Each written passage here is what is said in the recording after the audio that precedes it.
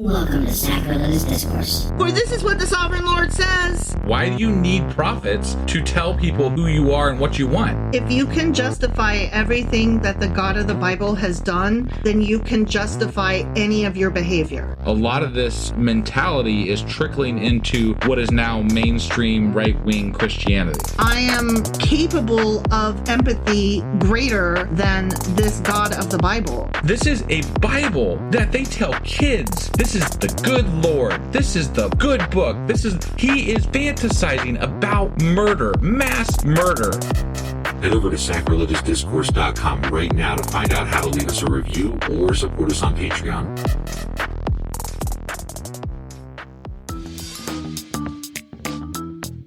Hey there, sinners and saints. It's your favorite Bible-bashing duo from Sacrilegious Discourse, and we need your help. That's right, folks. We're raising funds for some heavenly equipment and a studio that doesn't sound like it's in the depths of hell. Our current setup, let's just say it's more apocalypse than audiophile. So if you want to hear us dissect the Bible without the background noise of demonic squirrels, chip in a few bucks. We're aiming for $5,000 to upgrade our audio and build a studio worthy of blasphemous banter. Donate today and help us spread the good word of atheism. You can find a link right on our homepage, sacrilegiousdiscourse.com. Every dollar counts. Even if it's from your collection plate.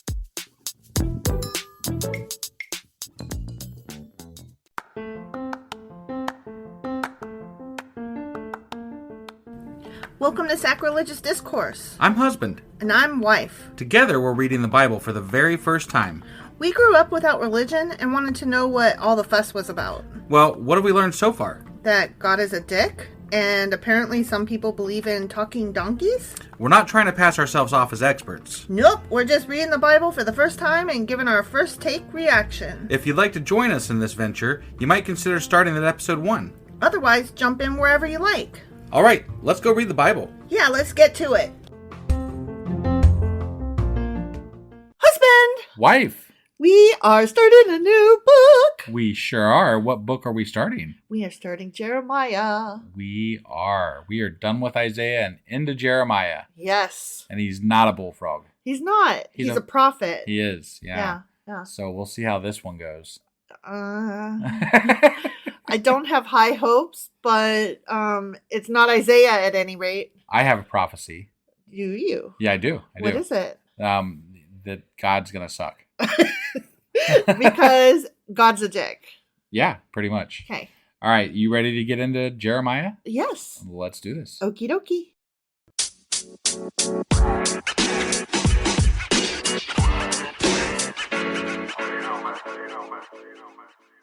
Okay, so we're about to hop into the book of Jeremiah. We sure are. And we know he's not a bullfrog, but other than that, we don't know a lot about him. I don't know shit about Jeremiah. Yeah, I don't either. Yeah. Well, I mean, I do now because I took some notes. Yeah. And so I thought I would give us a little intro before I hop into chapter 1. Okay, sure. Yeah? So the book of Jeremiah is the longest book in the Bible. Oh, fucking hell. I know. It has fewer chapters. It only has 52 chapters. But they're going to be longer chapters. And that's what I'm getting out of that. Okay. Yeah. Although this first chapter isn't too long. It's like medium length, whatever. Sure. Judgment, repentance, faith, and restoration are major themes and of this book. That seems to be the Bible. Yeah. Jeremiah lived circa 650 BCE to circa 570 BCE. So he kind of followed up Isaiah. Uh-huh. Like he was... I think they might have overlapped. Maybe. Right, sure. But he came after Isaiah. Yeah. Interesting. Okay. Jeremiah was also called Jeremias, or he's also known as the weeping prophet. I see. So I don't know why. I hope we figure that out. All right. Jeremiah was one of the major prophets of the Hebrew Bible. And according to Jewish tradition, Jeremiah authored the book of Jeremiah, the books of Kings, so both 1st and 2nd Kings. Okay, all right. And the book of Lamentations. Sorry, I lost my place. Which we have not got to. Right. So apparently he did that one too. Okay. With the assistance and under the editorship of Baruch Ben-Neriah, his scribe and disciple. I've heard that name before. Baruch Ben-Neriah? Yeah, it sounds familiar. Not to me. I don't know why, but I feel like I've heard that name before. So. Okay. Maybe Well- it's a popular. I don't know. Well, if you figure it out, let me know. We should. I mean, it's a name. They got a name. Yeah. And so that must mean they're something. He's somebody. Yeah. Well, right. he either wrote it or helped Jeremiah write all that shit. Interesting. That sounds like a special episode later. Maybe. Sure. Probably. Sure. The consensus among scholars is that there was a historical prophet named Jeremiah, and that portions of the book probably were written by Jeremiah and or his scribe Baruch, as I just said. Okay. Okay. All right. Jeremiah is an important figure in both Judaism and Christianity. Islam also regards Jeremiah as a prophet, and his narrative is recounted in Islamic tradition. Interesting. Okay. Okay. Yeah. So I probably could have gone on and said more, but That's that a I good think primer lays the for- good yeah. foundation for, okay, Sure. who the fuck, why? Right. Yeah. Yeah. Yeah. Okay. So now we're going to start Jeremiah chapter 1. Sounds great. The words of Jeremiah, son of Hilkiah, one of the priests at Anathoth in the territory of Benjamin. Okay. The word of the Lord came to him in the 13th year of the reign of Josiah, son of Ammon, king of Judah, and through the reign of Joachim, son of Josiah, king of Judah, down to the 5th month of the 11th year of Zedekiah, son of Hosea, king of Judah, when the people of Jerusalem went into exile. Fuck. Right? That was a lot to follow. It really was. Toward that end, I am going to break away from reading for a second and go Yeah. back to my notes here. Okay. Sure. Sure. So this chapter serves as an introduction to the book of Jeremiah and relates Jeremiah's calling as a prophet.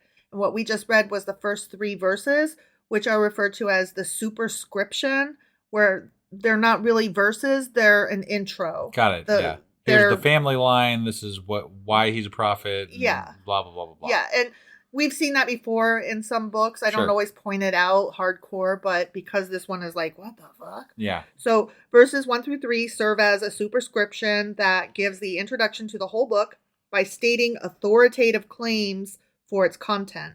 For 40 years, Jeremiah conveyed the word of the Lord to the people from the 13th year of King Josiah in 627 BCE until the deportation of the people from Jerusalem about 587 BCE. Okay. Okay? Yep.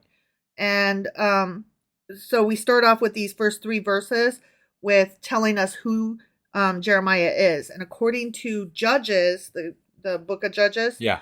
Anathoth was one of the Levitical or priestly cities.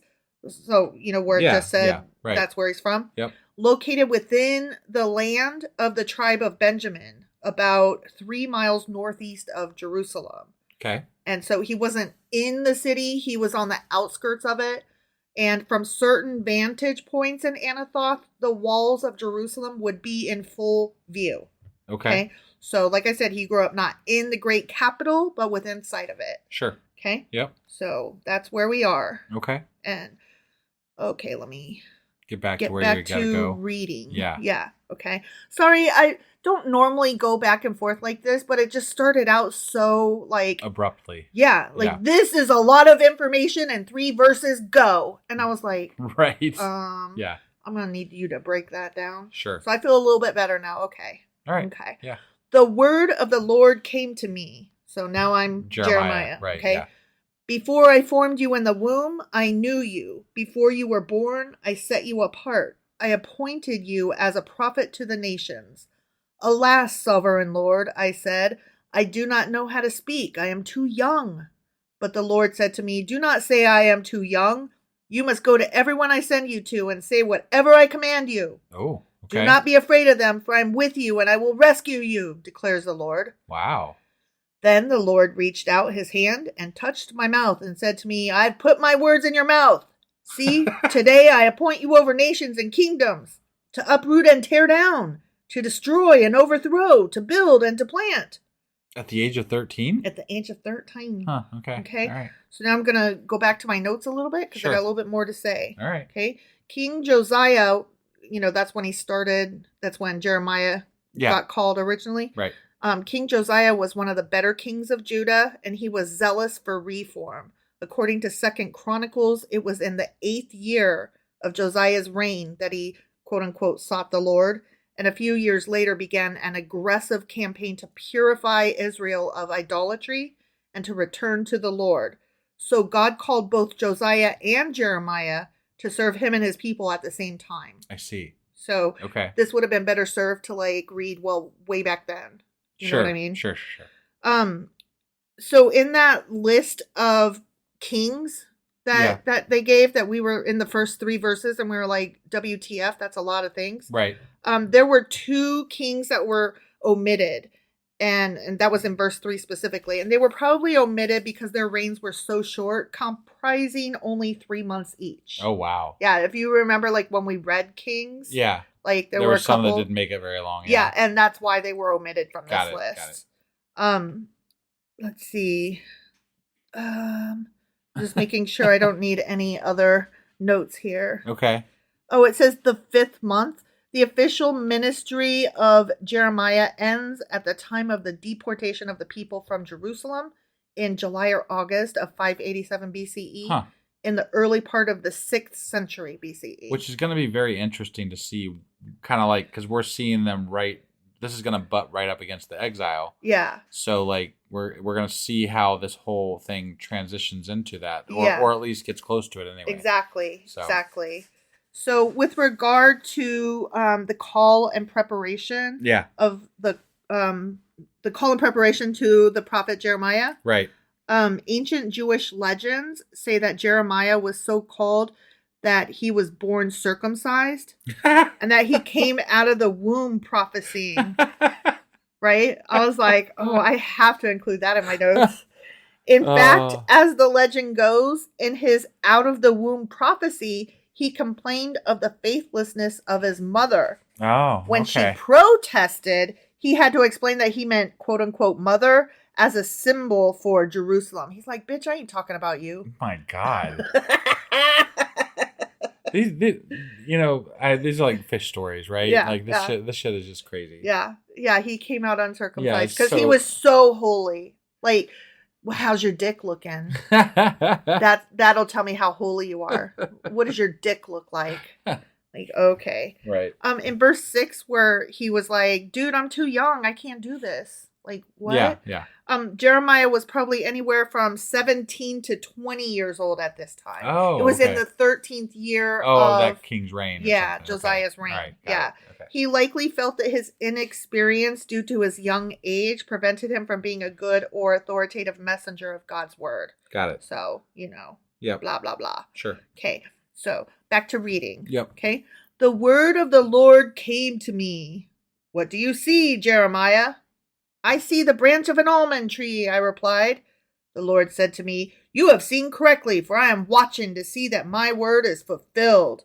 Okay. Okay. I gotta go back to my notes again. Okay. I know. I'm doing that a lot this time around. Yeah. But there was a lot in this. Got it. Okay. So that thing that I just read, Anathoth remains a center for almond growing to this day. And if you visit the area in early spring, you will witness the unforgettable sight of almond trees in bloom. But that's not the important bit. Okay. Here we go. This is why I wanted to read this. The Hebrew word for almond tree, seked, is close to and derived from the Hebrew word for watchful, soked. Okay. These verses contain a play on words that is lost in English. So when he said, you have seen correctly, for I'm watching to see that my word is fulfilled. That was a play on words when he's like, I see I gotcha. almond tree. Sure. So that makes it a little, okay, I'll let you have that because I love wordplay. Right. Yeah. So I just wonder how many times we've missed stuff like that where we're like, that's stupid. Right. I mean, I'm certain there is so much lost in translation. Yeah. Not even lost in translation, but like stuff that I didn't look closely enough at notes to see if there was anything there. Right. That me and you missed. Sure. That scholars might have. I'm sure we've missed tons. Tons. Yeah. So, okay, I'm going back to reading now. And again, apologies for going back and forth. I don't normally do this, but you can see why I had to put that, It's right? a lot. Yeah, it's a lot. Okay. The word of the Lord came to me again. What do you see? I see a pot that is boiling, I answered. It is tilting toward us from the north. The Lord said to me, from the north, disaster will be poured out on all who live in the land. I'm about to summon all the peoples of the northern kingdoms, declares the Lord. Wow. Their kings will come and set up their thrones in the entrance of the gates of Jerusalem. They will come against all her surrounding walls and against all the towns of Judah. I will pronounce my judgments on my people because of their wickedness in forsaking me, in burning incense to other gods, and in worshiping what their hands have made. Get yourself ready. Get ready. Stand up and say to them whatever I command you. Do not be terrified by them, or I will terrify you before them. Wow. Don't be scared, or I'll give you something to be scared about, right? Yeah. Today I have made you a fortified city, an iron pillar and a bronze wall to stand against the whole land, against the kings of Judah, its officials, its priests, and the people of the land. They will fight against you, but will not overcome you, for I am with you and will rescue you, declares the Lord. Wow. God really cares about this Jeremiah dude. Yeah. So that is it for Jeremiah chapter 1. Okay. That was a very strong introduction, right, to this new character. Yeah. You know, like we're off to the races with this one. I don't mind it so far. They had backstory. They had, gave his authority reasons and said how he's starting out. This is a much better story. Yeah. So far. I like too that it there's a note about it that he wrote this either with or it was written by an editor. Right. His disciple or follower, helper. I would think that would mean that this is going to be a little bit stronger. Right. As far as the way it's read and the way it reads. Yeah, so I'm into it. So far. Insofar as it's the Bible. Yeah, it's still right. I mean, God's still going to be apparently destroying Israel and Judah. People are not doing good enough things and it's still going to be the same shit. Right. But at least this might be a little bit less painful. Yeah. And that's a plus in my book. I agree. Before we wrap up completely here, I do want to remind people that tomorrow, so if you're listening to this on Monday when it comes out, tomorrow, Tuesday, we do a live Discord event every single Tuesday at 10 p.m. Eastern. The link is always in the show notes for the newer episodes. So just click down there to head over to the Discord. We don't care that you don't know how to use Discord. No one there knew how to use Discord before joining, hardly. I still don't know. Yeah, wife still doesn't know. She's getting better, though. I got into the room a couple times by myself now, and they don't even call it a room. I don't even know what the fuck it's called. Get over there. So much fun. We do. At the Discord events. We really want to see you all there, so please join.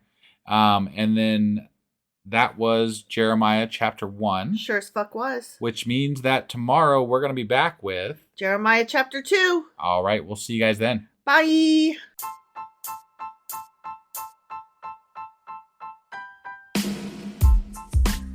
Hey wife, I guess that's the end? But husband, that's just sad. It doesn't have to be. We are on lots of social media platforms like Twitter. Our handle there is sacrilegious_D. For D's nuts. Oh my god. Stop doing that. Anyway, we're also on Facebook, Instagram, and Pinterest. There's a link to all of our social media sites at our website. Ooh, we have a website? Yeah, it's sacrilegiousdiscourse.com, where you can also find a link to our merch shop. We have a merch shop? Yep, we have podcast-themed clothing, mugs, notebooks, and more, as well as an atheist and science-themed products.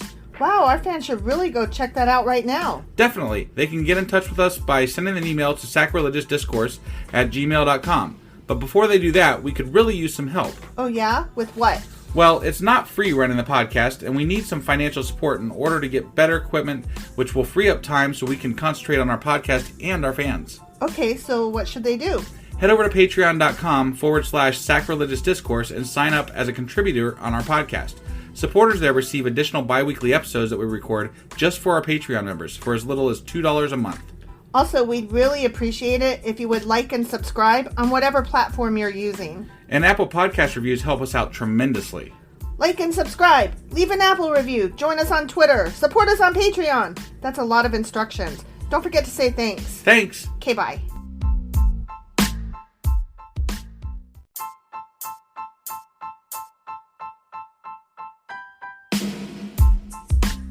Hey wife, I guess that's the end?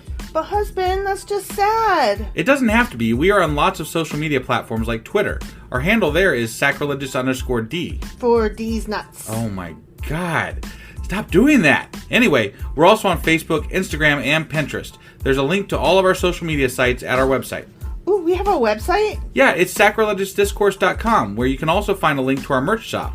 We have a merch shop? Yep, we have podcast-themed clothing, mugs, notebooks, and more, as well as an atheist and science-themed products.